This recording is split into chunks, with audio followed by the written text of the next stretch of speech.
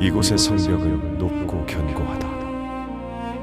문마다 군사가 서 있고 궁전의 등불은 밤새 꺼지지 않는다. 그러나 내 조상들의 도성은 불타고 무너져 수치 속에 버려져 있다. 나는 이곳에서 왕의 잔을 지키고 있지만 정작 내 백성의 눈물은 지키지 못했다. 하나님, 제가 가겠습니다. 아무도 다시 일어설 수 없다고 말하는 바로 그곳으로.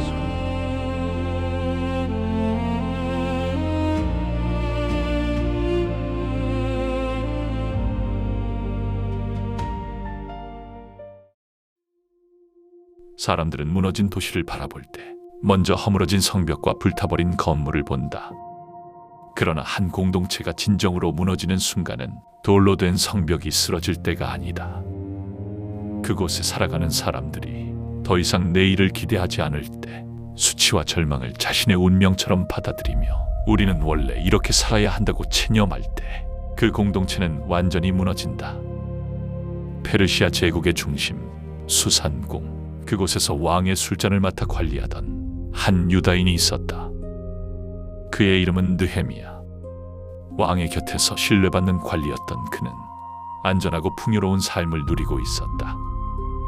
하지만 고향에서 들려온 짧은 소식 하나가 그의 평온한 인생을 완전히 뒤흔들었다. 하나니, 예루살렘에서 돌아온 것이냐? 그곳의 백성들은 어떻게 지내고 있느냐? 예루살렘은 다시 일어서고 있느냐? 형님, 그곳의 형편은 매우 어렵습니다. 남아있는 백성들은 큰 환난과 수치를 당하고 있습니다. 예루살렘 성벽은 여전히 무너진 채이고 성문들은 불에 탄 그대로입니다. 아직도 그대로라고? 예, 백성들은 성벽 없는 도시에서 매일 두려움 속에 살아가고 있습니다. 예루살렘이 파괴되었다는 사실은 느헤미야도 이미 알고 있었다. 그러나 머리로 알고 있던 비극과 마음을 아는 동역자의 입을 통해 듣는 비극은 달랐다. 느헤미야는 그 자리에 주저앉았다. 그리고 여러 날 동안 울었다. 음식을 끊고 금식했으며 하늘의 하나님 앞에 엎드렸다. 그에게 예루살렘의 고통은 더 이상 먼 나라의 이야기가 아니었다. 백성의 고통은 그의 고통이 되었고 백성의 수치는 그의 수치가 되었다. 진정한 사명은 대부분 여기서 시작된다. 남들이 지나치는 아픔을 더 이상 남의 일로 바라볼 수 없게 되는 순간. 하늘의 하나님 여호와여, 크고 두려우신 하나님, 주를 사랑하고 주의 계명을 지키는 자에게 언약과 긍휼을 베푸시는 하나님, 이제 종의 기도에 귀를 기울여 주옵소서. 주께 범죄한 이스라엘 자손들을 위하여 주야로 기도하나이다. 느헤미야는 다른 사람들의 죄부터 고발하지 않았다. 그는 자신만은 무죄한 사람처럼 백성 위에 서지 않았다. 나와 내 아버지의 집이 범죄하였나이다. 우리가 주를 향하여 악을 행하였고 주의 계명을 지키지 아니하였나이다. 그러나 주께서 말씀하시기를 우리가 주께로 돌아오면 비록 하늘 끝에 흩어졌을지라도 다시 모으시겠다고 하셨나이다. 주여, 오늘 종이 왕 앞에서 은혜를 입게 하옵소서. 느헤미야는 기도만 하고 머물지 않았다. 그는 넉 달 동안 기도하며 준비했다. 언제 왕에게 말할지, 얼마 동안 다녀와야 할지, 어떤 지원이 필요한지 세밀하게 계획했다. 하나님께 맡겼기에 손을 놓은 것이 아니라 하나님께서 길을 여실 때 즉시 순종할 수 있도록 자신이 해야 할 일을 차근차근 갖추어 갔다. 진실한 기도는 사람을 더 담대하고 치밀하게 준비시킨다.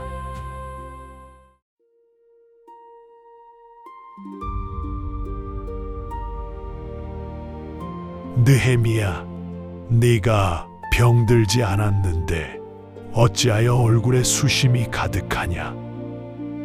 이것은 몸의 병이 아니라 마음의 근심이 아니냐? 왕 앞에서 슬픈 얼굴을 보이는 것은 목숨을 잃을 수도 있는 위험한 일이었다. 느헤미야는 크게 두려워했다. 그 순간 그는 마음속으로 하늘의 하나님께 짧게 기도한 뒤 입을 열었다. 왕께서는 만세수를 하옵소서. 제 조상들의 묘실이 있는 성읍이 황폐하고 그 성문들이 불에 탔는데 어찌 제 얼굴에 수심이 없을 수 있겠습니까? 그러면 내가 원하는 것이 무엇이냐? 왕께서 좋게 여기신다면 저를 유다 땅 예루살렘으로 보내시어 그 성을 다시 건축하게 하옵소서. 왕은 느헤미야의 요청을 허락했다. 예루살렘까지 안전하게 통과할 수 있는 조서와 성벽과 성문에 필요한 제목까지 내어주었다. 내 하나님의 선한 손이 나를 도우셨으므로 왕이 내게 허락하였다. 느헤미야는 마침내 예루살렘에 도착했다. 하지만 곧바로 사람들을 모아 거창한 연설부터 시작하지 않았다. 그는 사흘 동안 아무 말도 하지 않았다. 그리고 어느 깊은 밤 몇 사람만 데리고 무너진 성벽을 살폈다. 이곳이 성문이 있던 자리인가? 성벽은 검게 그을려 있었고 길은 무너진 돌무더기로 막혀 있었다. 말을 타고 지나갈 수조차 없을 만큼 예루살렘의 현실은 처참했다. 하나님, 이 돌들을 다시 세우기 전에 먼저 우리 마음을 일으켜 주옵소서. 여러분은 우리가 당한 곤경을 보고 있습니다. 예루살렘은 황폐하고 성문들은 불에 탔습니다.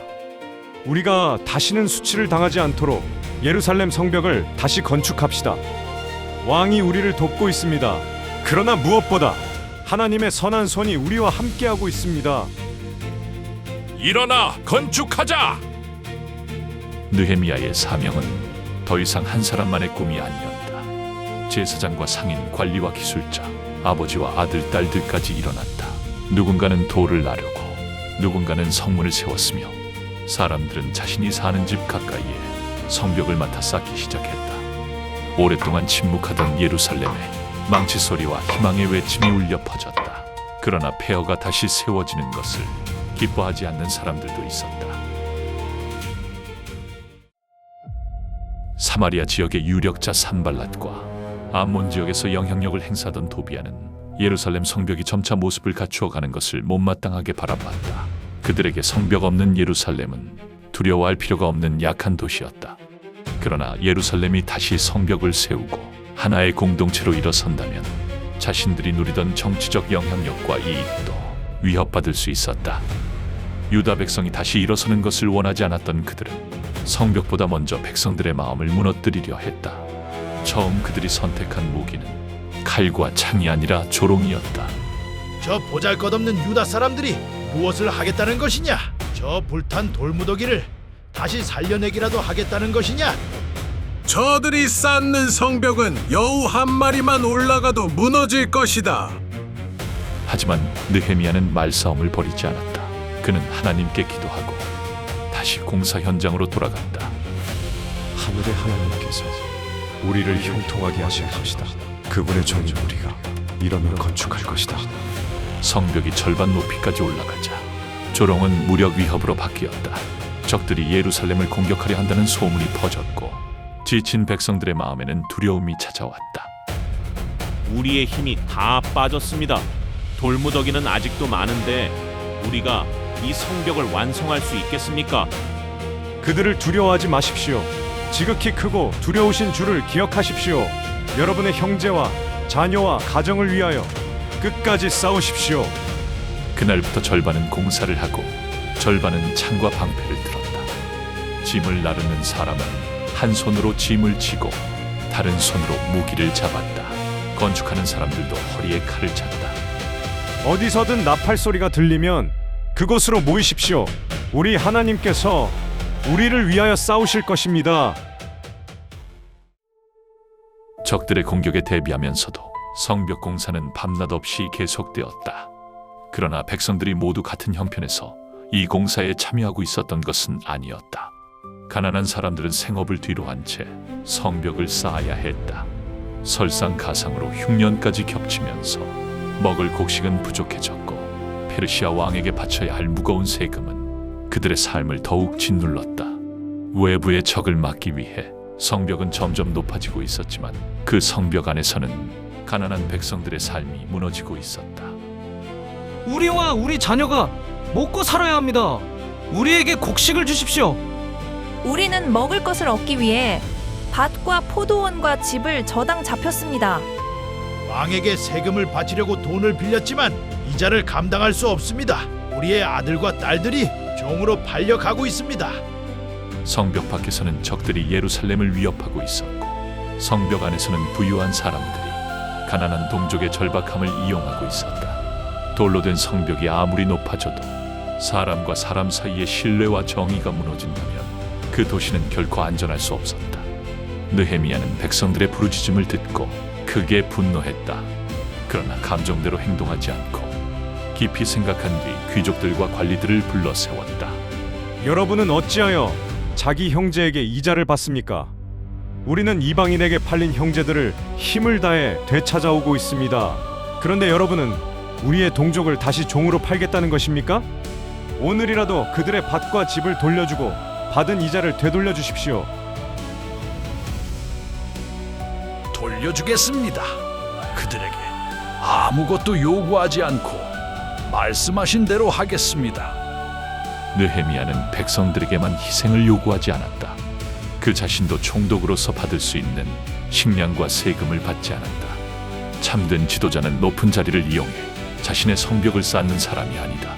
자신이 누릴 수 있는 권리를 내려놓아 약한 사람들의 삶을 지켜주는 사람이다. 수많은 방해에도 불구하고 예루살렘 성벽은 빠르게 모습을 갖추어 갔다. 무너져 있던 틈은 하나둘 메워졌고 이제 성문만 달면 공사는 거의 끝나는 상황이었다. 산발랏과 도비아는 초조해졌다. 조롱으로도 백성의 마음을 꺾지 못했고 무력의 위협으로도 공사를 멈추게 하지 못했다. 그들은 마침내 방법을 바꾸었다. 성벽 전체를 공격하는 대신 그 일을 이끌고 있는 느헤미야 한 사람을 공사 현장에서 끌어내기로 한 것이다. 겉으로는 평화로운 대화를 제안했지만 그들의 진짜 목적은 느헤미야를 해치는 데 있었다. 느헤미야 총독님, 산발랏이 오로 평지의 한 마을에서 만나 함께 의논하자고 합니다. 오노 평지는 예루살렘에서 멀리 떨어진 곳이었다. 느헤미야가 그곳으로 내려간다면 공사는 멈추고 지휘부는 비게 될 것이다. 무엇보다 그 길에서 느헤미야가 어떤 일을 당할지 알 수 없었다. 느헤미야는 그들의 의도를 간파했다. 나는 지금 큰 공사를 하고 있으므로 내려갈 수 없다. 어찌하여 내가 일을 중단하고 그들에게 내려가야 하느냐? 산발랏은 같은 요청을 4번이나 보냈다. 그러나 느헤미야는 4번 모두 같은 대답으로 전령을 돌려보냈다. 그러자 그들은 이번에는 거짓 소문을 이용해 느헤미야를 흔들려 했다. 여러 민족 사이에 이런 소문이 퍼지고 있습니다. 총독님이 반역을 일으켜 왕이 되려 하고 예루살렘에 선지자들을 세워 유다에 왕이 있다고 선포하려 한다는 소문입니다. 이 일이 페르시아 왕에게 보고되기 전에 만나서 의논하는 것이 좋을 것입니다. 당시 반역이라는 소문은 단순한 명예훼손으로 끝날 일이 아니었다.